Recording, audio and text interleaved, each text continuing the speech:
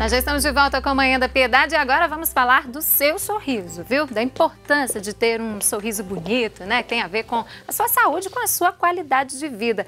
E quando eu falo em sorriso bonito, é óbvio que eu estou falando da Oral Sim Implantes. Pois é, você aí de casa, você não tem um sorriso bonito, não está à vontade com o seu sorriso?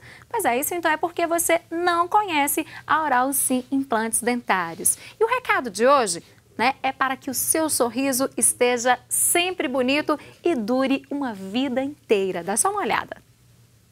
Momento Saúde Oral Sim Implantes. 3 dicas para aumentar a longevidade do implante dentário. A principal dica é uma higienização adequada, com uma boa escovação e o uso do fio dental. A manutenção periódica com visitas regulares ao dentista também é fundamental. E importante, não utilize os dentes para funções impróprias. Tomando esses cuidados, você garante um sorriso sempre saudável. Oral Sim, sua referência em implantes dentários.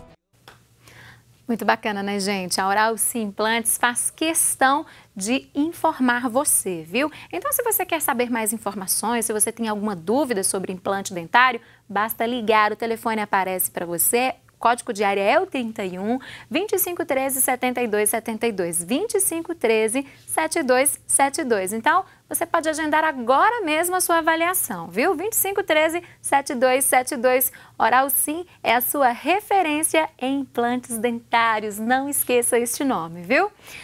Bom, falamos de saúde e o nosso assunto agora também não deixa de ser relacionado à saúde. Nós vamos falar sobre maternidade.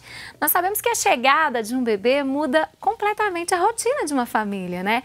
E muitos pais não conseguem estabelecer uma simples rotina na vida dos filhos. Talvez por conta dos compromissos, né, da correria do dia a dia. Só que, gente, é muito importante, viu, que toda a família adote alguns hábitos que podem fazer diferença na criação e também na educação dessas crianças. E além disso, essa rotina, ela se inicia cedo, viu? E pode ajudar, né, com que crianças cresçam mais confiantes, mais independentes também. Bom, é exatamente sobre esse assunto que nós vamos conversar agora aqui no Manhã da Piedade com a médica pediatra, a doutora Amanda de Pinho Coelho Goulart. Doutora Amanda, bom dia, seja bem-vinda aqui ao Manhã da Piedade. Obrigada, muito prazer. Quando nós falamos em rotina, porque os pais, né, são tantas mudanças na vida do pai e da mãe com a chegada da criança. Como que deve ser estabelecida essa rotina? Os pais, durante a gestação, já devem começar a pensar nisso? Sim, na verdade, desde a gestação é interessante os pais estudarem a respeito, né? Saber que existe a necessidade do bebê seguir uma rotina programada ao longo do dia, uma previsibilidade do dia dele, que isso faz o bebê ficar mais confiante, ficar menos ansioso. Então é importante estudar a respeito, às vezes ir na consulta de pré-natal com o pediatra, que nessa o pediatra fala sobre algumas coisas a respeito de rotina, tá? Então é assim. Agora, idade. Existe uma idade definida? Porque quando o bebezinho chega, os pais falam, tá tão pequenininho, não vou fazer isso agora. A hora que ele tiver uns 3, 4 anos de idade, e aí, doutora? Na verdade, quando o bebê acabou de nascer, realmente tem muita coisa acontecendo, né? A maternidade, você está conhecendo o bebê, o pai conhecendo, o bebê conhecendo o mundo, né? Então, assim, nesse início, o que é interessante colocar é o ritual noturno, é a rotina de sono noturno, né? Essa rotina de sono noturna já é legal fazer desde que o bebê nasce, desde pitititico. E o que ela envolve, né? É como se fosse uma sequência de eventos que é feito mais ou menos no mesmo horário, mais ou menos todos os dias, é claro que com flexibilidade, para o bebê entender que está chegando a hora dele dormir. Então, você dá uma mamadeira, o peito, principalmente, quando é recém-nascido. Depois você dá um banho relaxante, você leva para o quarto com a luz mais calma, você faz uma massagem, você canta uma música em crianças maiores, faz uma oração, lê um livro, sabe? E aí coloca a criança para dormir. Isso para ela entender que a hora de dormir está chegando. E desde pequenininho já tem como ser feito isso e pode fazer ao longo de todos os meses, até a criança ficar mais velha. Isso ajuda a criança também a entender aos poucos a diferença entre dia e noite, doutora? Ajuda demais. Então, uma das coisas que a gente orienta é fazer a rotina do sono desde o início, que isso ela vai entender que está chegando a hora dela dormir, um sono mais prolongado. E outra coisa é a questão do ambiente, né? O bebê, quando ele nasce, ele realmente acha que ele ele troca o dia pela noite. Sim. Isso é normal acontecer, porque na barriga da mãe, mais ou menos era isso que acontecia. Durante o dia, a mãe ninava o bebê, ele dormia, e de noite, na hora que ela deita grávida, o bebê começa a mexer, Aí né? acorda, E né? acorda. Então, é isso que acontece também quando o bebê nasce.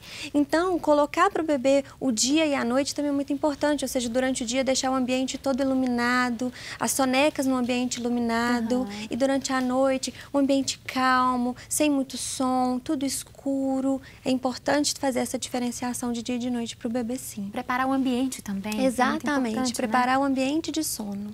E a amamentação, a alimentação do bebê? Eu vejo muitas mães desesperadas também, né? Que às vezes o bebê está dormindo e elas acordam o bebê porque acham que ele está com fome.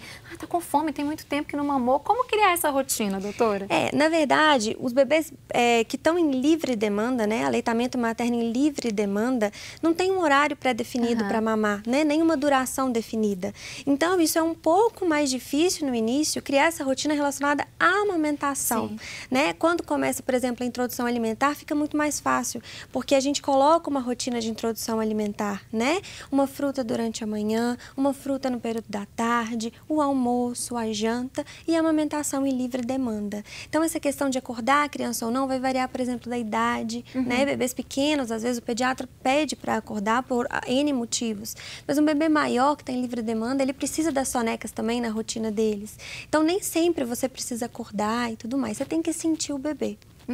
E cada caso, então, específico é um caso? Super. É o pediatra que vai orientar? Super, né? Cada caso é um caso, é muito individual. O que é importante é você ter uma rotina proposta de acordo com a idade do bebê, de sonecas durante o dia. O bebê precisa de tirar sonecas durante o dia, é importante para ele dormir, inclusive, melhor à noite. O horário do sono noturno também é importante, colocar isso na rotina.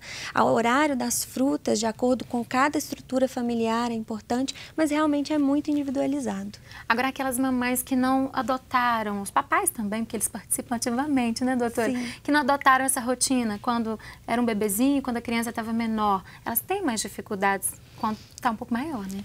Na verdade, depende do que você quer colocar na rotina. É claro que algumas coisas vai ter um pouco de frustração na criança. Por exemplo, uma criança que usava desordenadamente mídia digital, celular, tablet.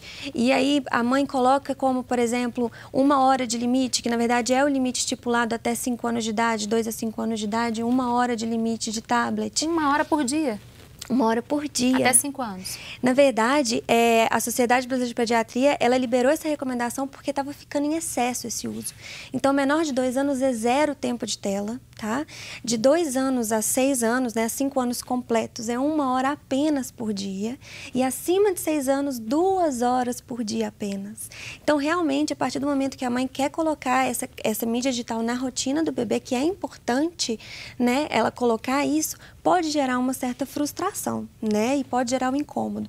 Mas, por outro lado, tem criança que adora se sentir no controle. Então, mesmo se você colocar numa criança mais velha, ela vai adorar saber que ela vai escovar o dente, depois ela vai tomar café, depois tem o dever de casa. Dependendo da idade, a mãe pode fazer um quadro de rotina e a criança ir seguindo isso, sabe? E aí ela passa a gostar disso. Tem crianças que adoram seguir a rotina e se sentir no controle do dia dela.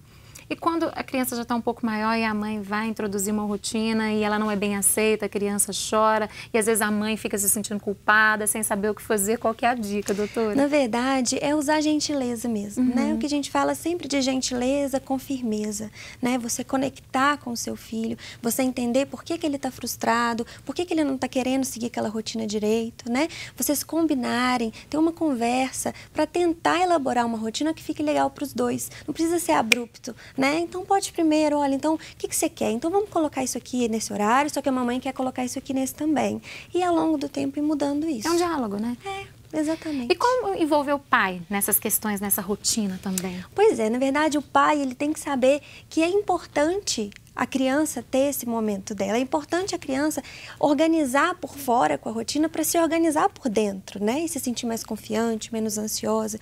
Então, o pai tem que entender a importância da rotina para ele se envolver nisso. Então, por exemplo, o que eu acho muito legal é na rotina do sono, na rotina noturna, que tem um banho relaxante, colocar o pai para dar esse banho, inclusive banho de chuveiro com o pai, que é um vínculo muito legal, desde recém-nascido, que os pais adoram criar essa conexão, que geralmente é sempre da mãe mãe, né, nesse início. Então é colocar o pai mesmo para entender a importância e para fazer algumas coisas. Isso já vai ser importante porque já vai aliviar um pouco ali a mãe, né, que fica muito sobrecarregada, né?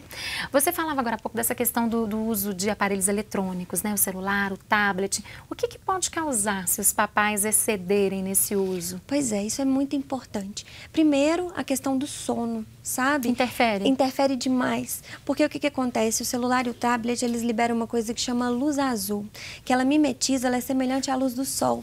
E isso faz com que o hormônio que regula o sono, que é a melatonina, caia. Sim. E a criança piora realmente a qualidade de sono dela, sabe? Ela pode dormir pior, sabe? Ela pode dormir, acordar mais vezes ao dia, demorar mais tempo para dormir, sabe? Então, essa questão das mídias digitais é super importante por causa disso. E foi visto que o uso em excesso das mídias digitais, elas podem atrapalhar no futuro o desenvolvimento das crianças do ponto de vista de linguagem, do ponto de vista de socialização. Então, assim, é muito importante ter esse controle, sabe? Do celular, do tablet, da televisão. Tá certo, doutora Amanda, muito obrigada pela gentileza de vir aqui conversar conosco. Eu tenho certeza que os papais e as mamães em casa adoraram as dicas e um bom trabalho para você. Obrigada. E agora nós vamos para um rápido intervalo. No próximo bloco, nosso assunto aqui no programa são reclamações dos consumidores. Voltamos já daqui a pouquinho.